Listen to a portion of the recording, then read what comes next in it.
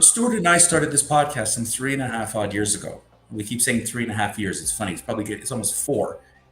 We've been reflecting on the evolution, or I would call the devolution of the Democratic Party. That once upon a time, it had a more centrist mindset. And it had an ideology that socialism was not the American way. That flying the American flag as a patriot was the right thing to do, to serve your country, to do what you got to do to make America what it should be. What we've seen in the last couple of days of the Democratic National Convention, Stuart, is what the Democratic Party is going to look like. When you put people on that stage, AOC, Bernie Sanders, and soon to be Tim Maltz and Kamala Harris, it tells you that your party that your parents used to vote for the Democrats, say bye-bye. Hi, everybody. Welcome back to the Rent Network. I'm David Solomon. That long intro, my apologies. This is a podcast hosted by that guy to my left, Stuart Brisgell. I'm David Solomon, where we're bringing you unedited, unfiltered, uncensored conversations. We just go through the wide variety of topics in the news, pop culture, and so much more. This is a podcast where we really share our thoughts. It's a platform for you to express your opinions, and we bring it to the channel. People are afraid to talk like we are. We do not have that fear. So please, if you got something, share it. We'd love to hear it. So sit back and take in what is going to be a reflection on where America could be in 2025. Stuart, Oliver North wrote a book. It was a novel a number of years ago. And he talked about a female president abandoning Israel. And I don't want to take it away from anything from what Oliver North wrote, but it was a book in around this time. So he wrote it, I think, 20 odd years ago, talking about how the Democratic Party has gone so far left that they have no problem appeasing anybody, and how it has destroyed Israel and America at the same time.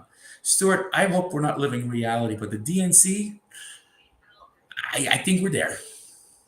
David, the Democratic National Convention kicked off just a short while ago in Chicago.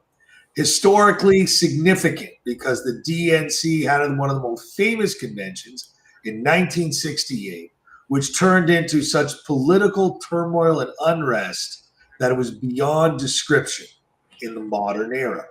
Another notable convention was 1996, when Clinton got nominated for his second term. Why am I bringing up history? David loves when I bring up history because he's the history buff and I'm the finance buff. Because I look at this as a mirror. And in this case, we've lost the mirror and replaced it for lenses. Lenses with fog, lenses that prevent you to see the real story. People that say, you don't need to know the whole thing, trust us.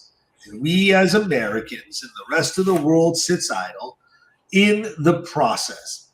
It started with the likes of a Bernie Sanders, who would never be given an opportunity in prime time to speak to the DNC. That's changed.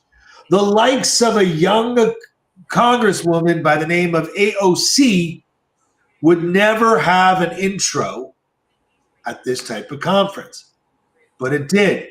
They bounced to Debbie Wasserman Schultz, a senior statesman, for the likes of massive socialist reform candidates. They would have you believe that the most left candidate in the Democratic nomination, who was out without a single electoral vote, is no longer that left-wing nutbag who wants to change the landscape of the United States forever and make it look more like United Soviet America than it is the United States of America. David, you said it correct.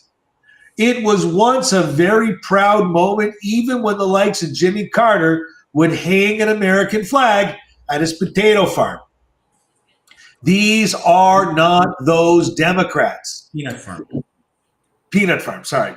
Potatoes, peanuts. Begins with a P. Thanks for the correction. You have the likes of an Obama taking the stage like Kennedy royalty. But unfortunately, the reality is his statements aren't going to hold true by 10 o'clock today. Bidenomics, which was co-authored and co-promoted by Kamala Harris, aka Kalama in Nucomics, is now going to find out that there are about 500,000 to 1 million job revision, the single largest revision of jobs numbers in history, which totally concaves the entire philosophy and the presence that Bidenomics, Kalamahaneconomics has any value and works. Why is that? Because most Americans, as being surveyed door to door, are you better today? No. Do you know why you're not better today? No. But they're telling me it's because of Donald Trump. In the society, they don't even know if you survey people at a beach, as some of these new journalists do, and say, who's president? Kamala? Vice President? Reagan? They don't even know. And we are giving these people the credit for saying that everything is good. We're listening to Obama. Everything is good. The greatest man on earth, that he single-handedly was the chairman of the coup, of the first American coup in history, who was co-chaired by Nancy Pelosi. You know, there's a reason why Obama looked over Biden for Hillary Clinton, because he couldn't stand the guy. He thought the guy was just a dum-dum, because he was putting a vice president based off of, you can't put someone as a VP that has any brains, which is still an oxymoron, because don't you want the two best people there?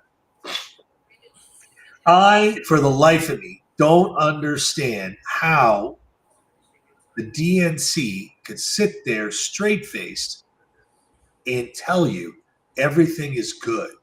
I can't understand how you could listen to them and agree.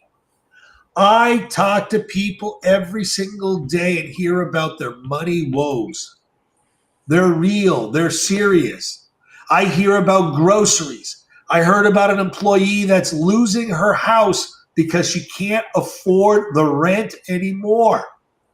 If you infuse the market with $25,000 for every new homeowner, you will take that rental property and will quadruple it with inflation that has never been seen before. Taking credit for 17 million, 15 million, oodles of millions of jobs that you took away, that you shut down, is kind of the most disingenuous comment in political history. The world came to a stop. Taking credit for putting them back to work, where the right had to fight you literally in the courts, is absurd. But that's like a Gavin Newsom slick soundbite, because that's all they got to run on. They have to hide Kamala in the closet. She can't speak in public because she's going to get eviscerated on policy. Oh, just trust me, she's going to have great policy. Hey, yeah, she's got great ideas. What are they? How are you going to do it? 31 days? Yeah, one debate. She has people saying Kamala believes in. Really? I want to hear her say it. I want her to account for all the tens of thousands of kids that are missing from the southern border. I want to hear her plan on how she claims she made the border more secure. I want her to say, how is she going to pay for Medicare for all? How is she going to pay for a living wage? No one wants to see anyone get hurt. Everyone wants to see everyone lift up. But right here in America, we got more people with more problems, and we're just introducing more than we already have.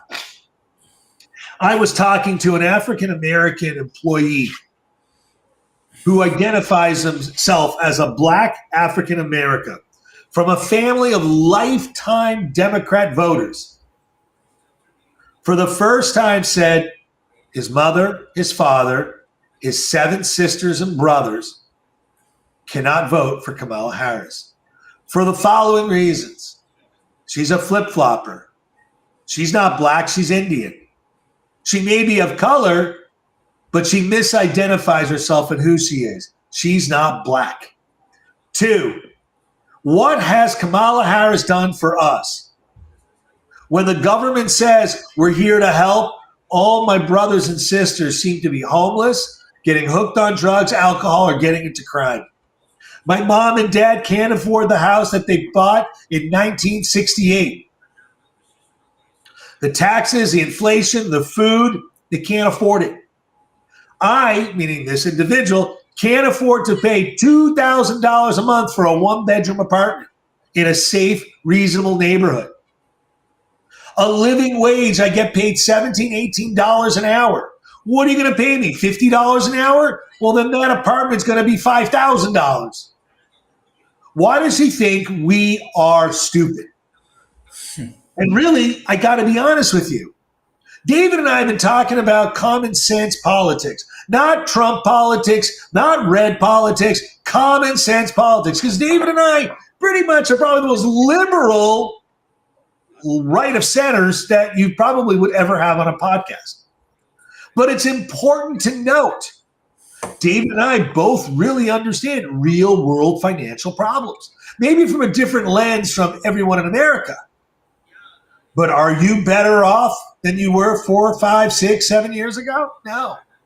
Are you better off over the last 3 years? No. And if you say yes, well, it's because you're probably making money on the backs of those that can't afford to pay you. And you are going to be single-handedly thought out and taken out back and put out to pasture because you are where the problem lies. I mean, really, David, I don't know how Hollywood could sit there and promote this insanity. I hope Hollywood gets eviscerated financially by whatever political party takes hold, because what the press, what the media, and what Hollywood is doing is insane. They should not be where they are if it wasn't for the likes of a democratic, free society. The right to say what you want, the right to express what you want, the right to be what you want. Just don't hurt anyone, preach hate about, and do things that are against, which are basically the laws, which are foundational Judeo-Christian rules. But you can't take the Judeo-Christian laws out of our Constitution, because that is the basis of our Constitution, the moral fortitude of our Constitution, and should stand as the political weight to keep everyone down on the ground with gravity. David, you let me rant for almost the entire podcast. Do you have any comments? You said the word common sense, Stuart. You said the word common sense, and it's funny because the conservatives in Canada are running on a platform called Common Sense, and I think that's what's lost. It's completely lost here. And I'll be very quick because we're going to wrap this up very soon. You guys are in trouble because if you think that a Kamala Harris, and I don't really care if she's black or white, I don't care what her nationality is. I don't care. I don't care that she's a woman or a man. I don't care for that. We need somebody to run the White House right. And when I heard Joe Biden stand up on that dais and say that the protesters outside who are protesting for Palestine have a point, it tells you where the mindset of the DNC is. When you're sitting there and you're saying to the people there, Donald Trump ruined your life. Donald Trump's going to ruin democracy. But trust us, we'll fix the problem. You had 4 years. You had 4 years as the Democrats. What'd you do with it? The only thing right now Joe Biden is worried about is his legacy. That if he can get a ceasefire between now and January of 2025, his legacy is set. But this is what they're thinking about. There's no thinking of the future. When Donald Trump was finishing up, and was finishing up that term, he got 4 of the Abraham Accords signed. By contrast, Joe Biden wants to look and he hears, Nancy Pelosi say he should be on Mount Rushmore. That's what your DNC is looking out for. Folks, if you think that living like in Venezuela or in another socialist kind of country, if you think that's good, enjoy. Personally, that's a disastrous recipe. And really listen carefully to the words. Listen to the speeches. Listen to how the media spin them as the great saviors. That Donald Trump is the enemy to the United States. But complacency is the enemy to the United States, ladies and gentlemen. Being complacent and saying, I'm just going to vote Democrat because I always voted Democrat. No, folks, you don't have that luxury in this election. You need to really look and see, is that person really out there for your best interest? Because I'm not going to say that Josh Shapiro and Tim Maltz are the same Democrat. But God help me, you see 2 of the squad knocked out, Stuart?